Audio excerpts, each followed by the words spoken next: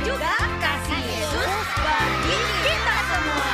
Kasih Yesus indah indah oh indah, kasih Yesus indah indah oh indah. Kasih Yesus indah indah oh indah, kasih Yesus indah indah oh indah. Lebih indah dari pelangi, lebih indah dari bintang di langit, lebih indah dari bunga di taman. Oh Yesusku, lebih indah dari pelangi, lebih indah dari Shalom adik-adik semua, sebelumnya selamat pagi, selamat hari Minggu untuk kita semuanya. Nah adik-adik balik lagi di ibadah streaming sekolah minggu Gereja Kristen Vision. Semoga adik-adik tetap jaga kesehatan, jaga kebersihan, dan tetap stay di rumah. Nah yuk sebelum kita mulai ibadah kita mau berdoa, kita mau minta pertolongan Tuhan untuk memberkati ibadah kita dari awal, pertengahan hingga akhirnya. Yuk kita sama-sama lipat tangannya, tutup matanya, kita berdoa. Tuhan Yesus yang baik, sebentar kami akan memulai ibadah ini Tuhan. Berkatlah ibadah ini Tuhan, kiranya ibadah ini Tuhan berkenan di hadapan-Mu. Tuhan, walaupun kami masih ibadah di rumah masing-masing Tuhan, tapi Engkau yang berkati Tuhan ibadah ini dari awal, pertengahan hingga akhirnya Tuhan. Kami yakin dan percaya Tuhan, Engkau ada di tengah-tengah kami Tuhan. Engkau ada di tengah-tengah kami saat beribadah. Engkau masuk ke dalam rumah kami, Engkau mengetuk pintu hati kami dan masuk Tuhan ke dalamnya. Biar Tuhan Roh-Mu yang pimpin Tuhan ibadah ini Bapa. Juga Tuhan ampunilah segala dosa dan pelanggaran kami Tuhan, agar kami Tuhan dapat masuk ke ibadah-Mu yang kudus ini. Juga Tuhan tidak lupa Tuhan orang tua kami Tuhan, berkatilah mereka Tuhan, Kau cukupkan Tuhan pekerjaan mereka Tuhan. Terima kasih Bapa, di dalam nama Tuhan Yesus kami sudah berdoa dan mengucap syukur. Haleluya, amin. Nah adik-adik, yuk biar lebih semangat, kita sama-sama bangkit berdiri, kita mau puji, kita mau menyembah Tuhan.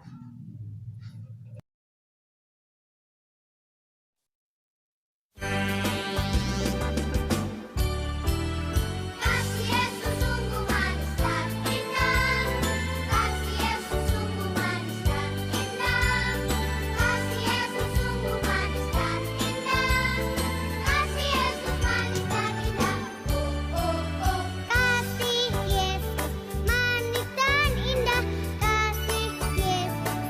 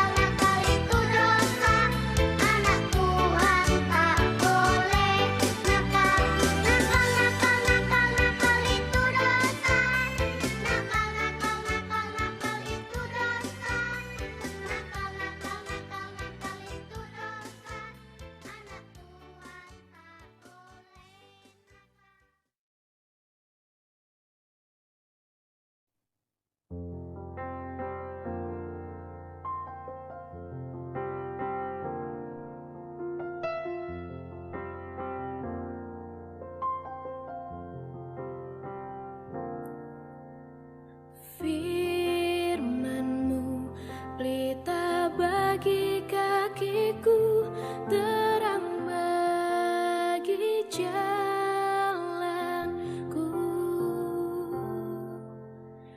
Firman-Mu pelita bagi kakiku, terang bagi jalanku.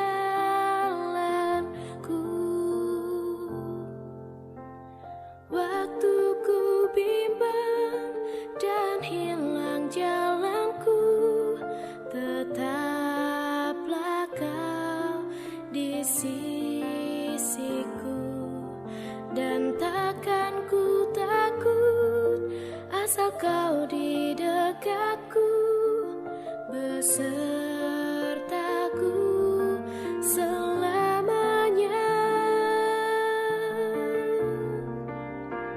Oh, firman-Mu pelita bagi kakiku, terang bagi jalanku.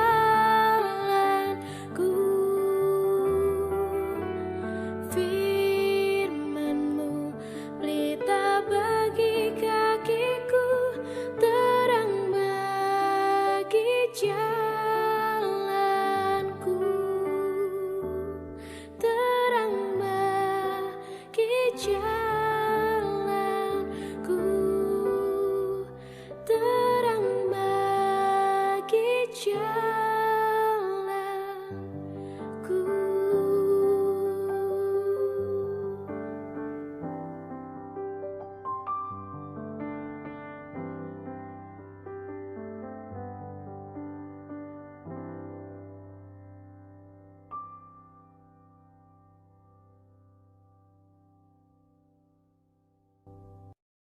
Nah, adik-adik, tadi adik-adik sudah puji-pujian, sudah menyembah Tuhan. Sekarang kita mau mendengarkan firman Tuhan. Siapkan hati kita, pasang telinga kita, dan jangan lupa juga untuk bawa Alkitabnya. Karena nanti bakal ada cerita yang seru dari Ci Christine dan juga ayat hafalannya. Yuk, sebelum kita dengerin cerita dari Ci Christine, kita mau berdoa. Kita satukan hati kita, Bapa yang baik Tuhan, terima kasih Tuhan. Sebentar kami akan mendengarkan sebagian dari firman-Mu Tuhan. Berkatilah hamba-Mu Ci Christine yang akan menyampaikan Tuhan pesan-pesan yang memang berasal dari Engkau Bapa. Biar Tuhan kami dapat melakukan Tuhan firman-Mu itu sesuai dengan kehendak-Mu Bapa. Terima kasih ya Tuhan, tidak lupa Tuhan ampunilah segala pelanggaran dan dosa kami Tuhan. Berkatilah juga kedua orang tua kami Tuhan. Terima kasih ya Tuhan, di dalam nama Tuhan Yesus kami sudah berdoa dan mengucap syukur. Haleluya, amin.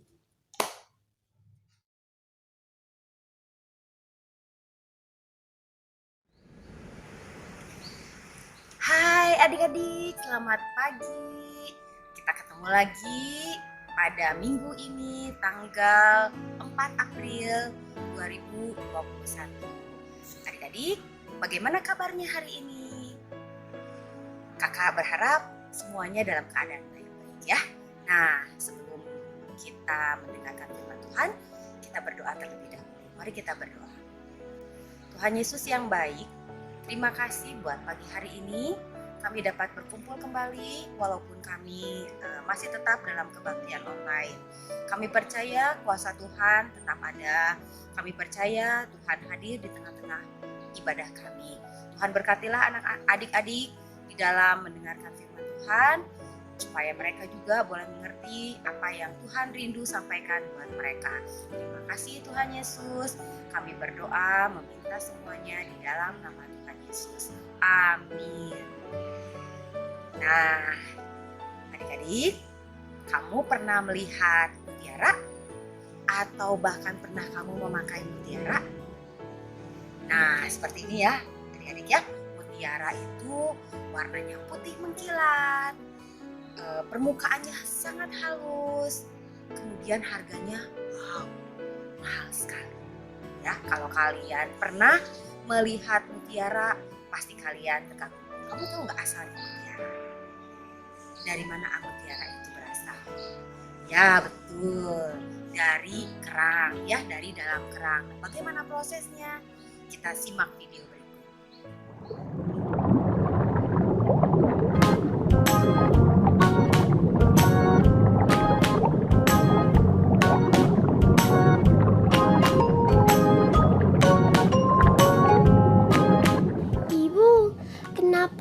tidak bisa berenang seperti ikan-ikan itu.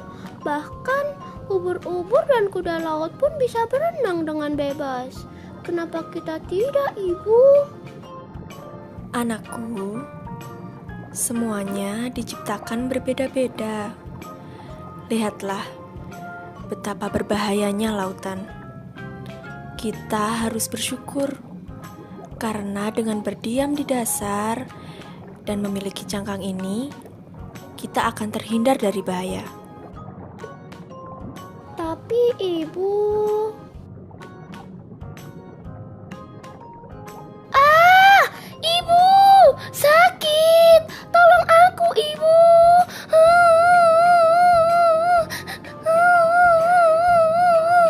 Tenanglah anakku, jangan banyak bergerak. Kata ibu, kita akan terhindar dari bahaya.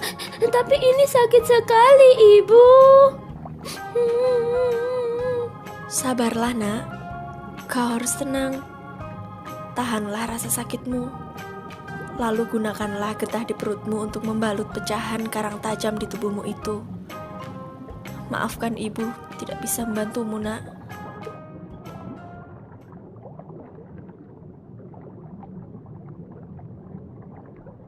Ibu, kurasa aku sudah tak merasa sakit lagi. Kesabaran pasti akan membuahkan hasil nak. Sekarang, coba bukalah cangkangmu. Wah, ibu, bola kecil ini indah sekali. Itu adalah mutiara nak. Benda itu sangatlah berharga. Kamu harus menjaganya. Tentu saja, Bu. Sekarang aku sangat bahagia. Ternyata aku memiliki sesuatu yang tidak dimiliki oleh yang lainnya. Mulai sekarang, aku tak akan mengeluh lagi. Dari video yang tadi kita saksikan, kalau kita mau berubah, itu membutuhkan proses. Seperti anak kerang yang kemasukan serpihan karang di dalam. Dia tidak bisa mengeluarkan serpihan karang itu.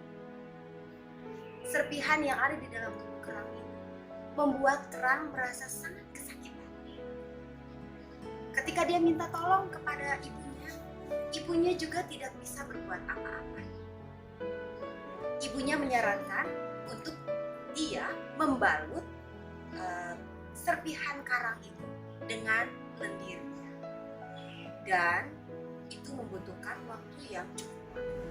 Walaupun kerang mengalami kesakitan yang luar biasa, sakit, tetapi dia sabar menjalani proses tersebut. 2 tahun berlalu dan akhirnya kerang merasa tidak sakit lagi. Kamu tahu seperti di video yang kita saksikan tadi, kerang menghasilkan mutiara yang sangat indah. Nah, adik-adik, hari ini kita akan bahas tema Aku Mau Bertobat. Nat Alkitabnya diambil dari 1 Korintus 5 ayat 6b sampai 8. Kakak akan bacakan ya. Kalian ikuti dari rumah kalian masing-masing. Tidak tahukah kamu bahwa sedikit ragi mengkhamiri seluruh adonan? Buanglah ragi yang lama itu, supaya kamu menjadi adonan yang baru. Sebab kamu memang tidak beragi. Sebab anak domba Paskah kita juga telah disembelih, yaitu Kristus. Karena itu, marilah kita berpesta bukan dengan ragi yang lama, bukan pula dengan ragi keburukan dan kejahatan, tetapi dengan roti yang tidak beragi, yaitu kemurnian dan iman. Dari video yang kita tonton, kita umpamakan kerang itu adalah Tuhan. Dan serpihan karang yang masuk ke dalam tubuh kerang itu adalah perbuatan-perbuatan kita yang tidak baik. Tentu Tuhan merasa sakit, ya. Perbuatan yang seperti serpihan karang tadi itu adalah sesuatu yang menyakitkan hati Tuhan. Contohnya apa? Misalnya, kamu tidak menaati nasihat orang tua, marah-marah kepada orang tua, bertengkar dengan adik dan kakak, berbohong. Kemudian ketika beribadah kamu bermain-main, tidak sungguh-sungguh. Ketika kamu berdoa, kamu malah berbicara dengan teman atau dengan adik dan kakak. Tuhan akan merasa sangat sedih ketika kamu melakukan hal seperti itu. Itu sangat menyakiti hati Tuhan. Ya. Kamu tahu adik-adik, walaupun perbuatan-perbuatan kita menyakiti hati Tuhan, tapi Tuhan mengasihi. Tuhan rela turun ke dunia hanya untuk apa? Untuk menghapus setiap dosa kita. Dia rela mati di kayu salib. Dia rela mengucurkan darahnya mulai dari kepalanya, tangannya, kakinya. Semua itu untuk siapa? Semua itu untuk umat manusia. Bayangkan oleh kami. Tuhan mengasihi umat manusia. Tuhan mengasihi kamu. Tuhan mengasihi kakak. Tuhan mengasihi orang tuamu sampai dia mau mati di kayu salib. Adik-adik, apa yang dapat kita lakukan? Ketika kamu nanti mau berubah, mau bertobat, kamu juga akan mengalami hal yang tidak enak. Kamu akan mengalami hal yang tidak menyenangkan. Berubah bukan seperti kamu membalikkan telapak tangan. Gampang ya adik-adik ya, kalau kamu membalikkan telapak tangan itu gampang. Tetapi berubah itu membutuhkan waktu. Berubah itu membutuhkan proses. Jadi, kalau kita mau berubah, kita harus sabar. Seperti kerang tadi. Kita harus sabar, kita harus punya hati yang lembut, mau dikasih tahu, mau dibentuk, supaya kita menjadi manusia yang baru, menjadi manusia yang menyenangkan hati Tuhan. Oleh karena kita sudah menjadi anak-anak Tuhan yang berharga di mata Tuhan, kita tidak boleh hidup lagi dalam dosa. Tuhan menghendaki kita menaati perintahnya. Ya, kalau yang hari kemarin masih suka berbohong, nah hari ini mulai langsung berkata jujur, ya. Kemudian kalau hari kemarin masih suka melawan sama orang tua, marah-marah sama orang tua, hari ini belajar untuk berbicara lemah lembut dan berusaha untuk menaati nasihat orang tua. Kalau kemarin kamu masih suka bertengkar dengan adik atau kakak atau mungkin teman-temanmu, hari ini kalian belajar ya mengasihi mereka semua. Nah, dengan demikian kita menjadi anak-anak Tuhan yang menyenangkan hati Tuhan. Dan kalau kita menyenangkan hati Tuhan, maka hidup kita akan diberkati oleh Tuhan. Siapa sih yang gak mau hidupnya diberkati oleh Tuhan? Pasti semuanya mau ya diberkati oleh Tuhan. Diberkati dengan kepintaran, diberkati dengan hal-hal jasmani, diberkati oleh Tuhan, dijaga oleh Tuhan. Kita semuanya ingin. Oleh karena itu, kita harus hidup dalam perintah Tuhan, hidup dalam firman Tuhan. Amin adik-adik. Ayat hafalan minggu ini anak-anak diambil dari 1 Korintus 5 ayat 7a. Kakak akan bacakan ya. Nanti setelah itu kita hafalkan bersama-sama. Bunyinya, buanglah ragi yang lama itu supaya kamu menjadi adonan yang baru. Gampang ya?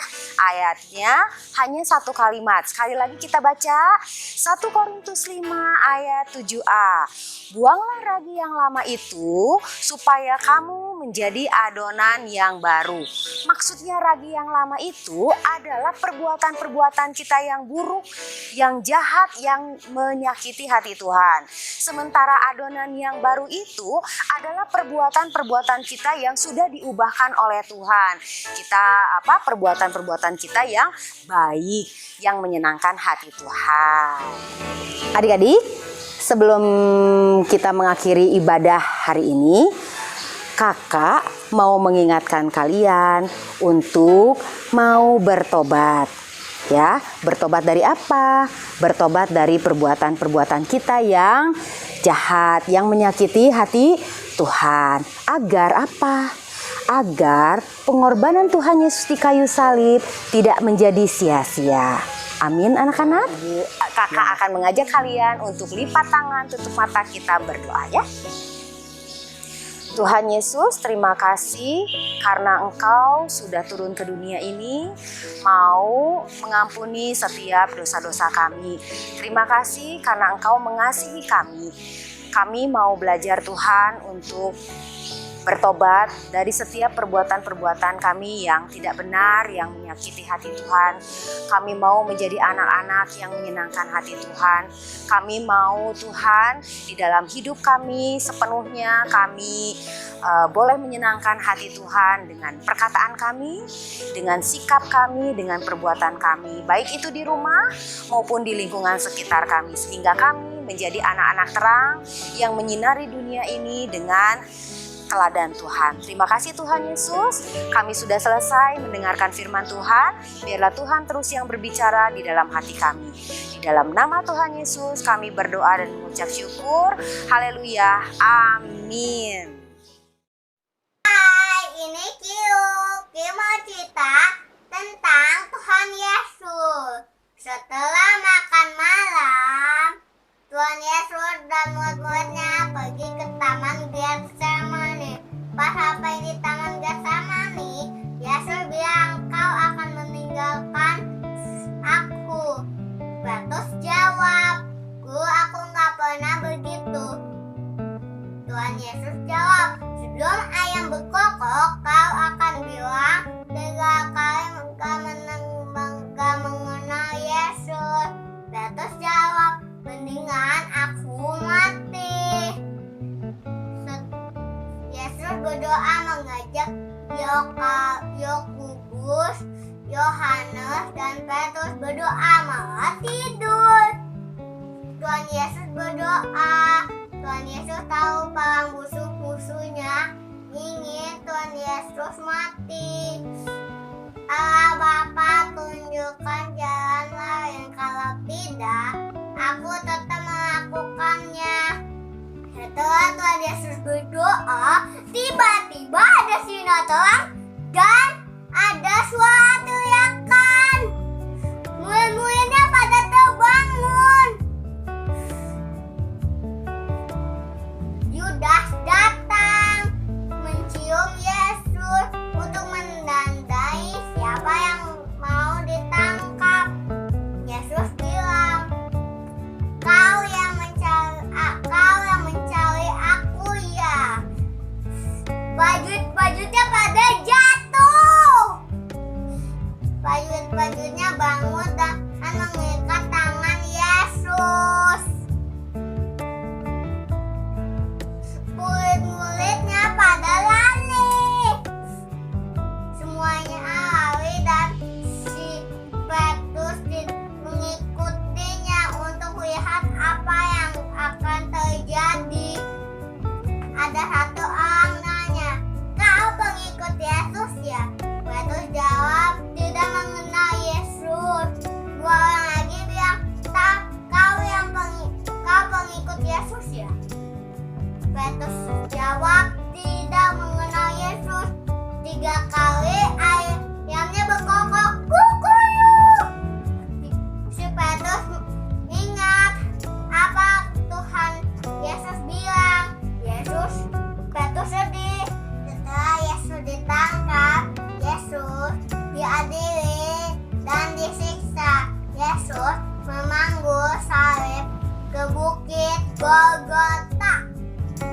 Tuhan Yesus disalib dengan 2 orang penjahat.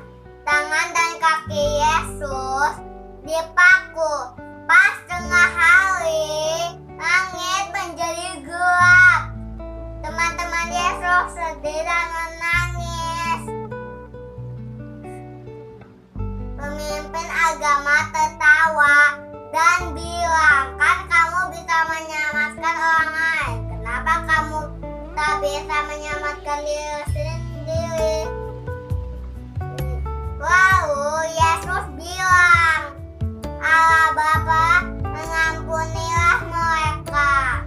Sebelum Yesus wafat, Yesus mengejamkan matanya dan bilang, "Sudah selesai." Satu pengikut Yesus bernama Yusuf memberi makam untuk menjadi kubur Yesus.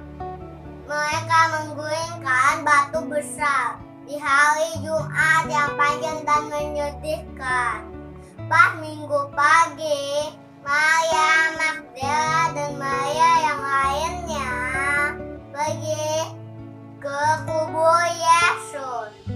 Mereka mau memberi rempah-rempah di tubuh Yesus. Mereka sampai, mereka kaget. Batu besarnya sudah terguling dan pintu masuknya sudah terbuka. Lalu tubuh Yesus sudah tidak ada. Lalu ada malaikat. Malaikat bilang, "Yesus hidup." Memberitahulah kepada murid-muridnya. Yohanes dan Petrus selalu buru-buru ke kubur Yesus. Mereka menemukan cuman kain kafan.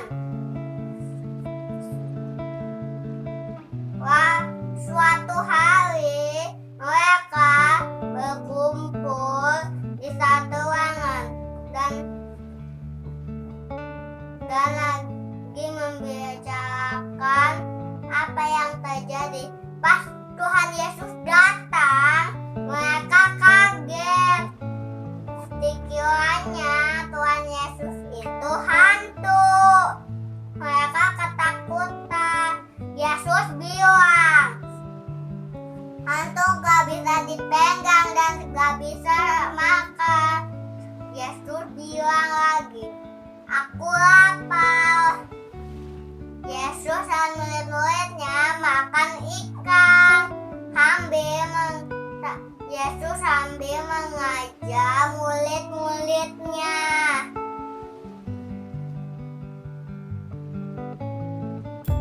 Firman Tuhan di Alkitab bilang, Mesias harus menderita mati, lalu bangkit dari kematian.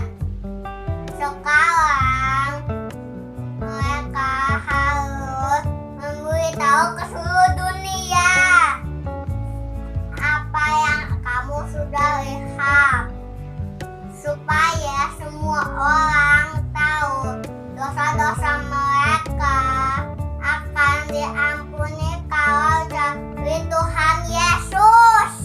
Tuhan berkati. Terima kasih untuk mendengarkan Kio.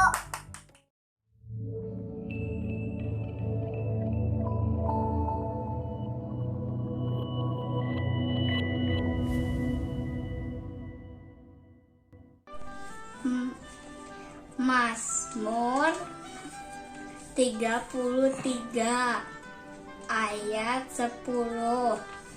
Tuhan mengagalkan rencana bangsa-bangsa. Ia meniadakan rancangan suku bangsa. Terima kasih, Tuhan berkati. Mazmur 33 ayat 10. Tuhan menggagalkan rencana bangsa-bangsa. Ia meniadakan rancangan suku-suku bangsa. Selamat siang guru-guru sekolah minggu dan teman-teman. Saya Cindy Jackson akan membacakan ayat hafalan, yaitu Mazmur 33 ayat 10. Mazmur 33 ayat 10. Tuhan menggagalkan rencana bangsa-bangsa. Ia meniadakan rancangan suku-suku bangsa. Mazmur 33 ayat 10. Sekian. Shalom semuanya. Mazmur pasal 33 ayat 10.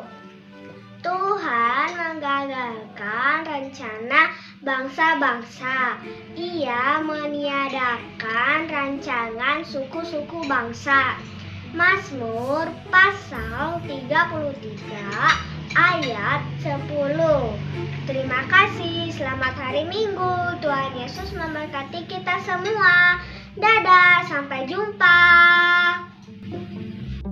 Mazmur 33 ayat 10. Tuhan menggagalkan rencana bangsa-bangsa. Ia meniadakan rancangan suku-suku bangsa. Amin.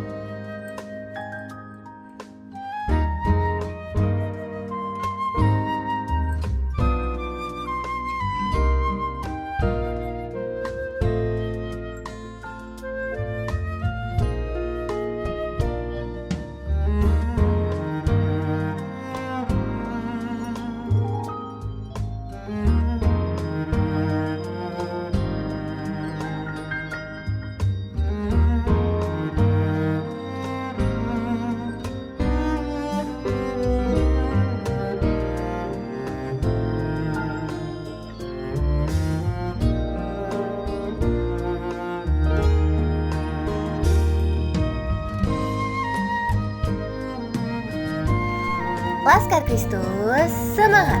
Tetap setia berdoa ya anak-anak, sampai ketemu minggu depan. Tuhan Yesus memberkati.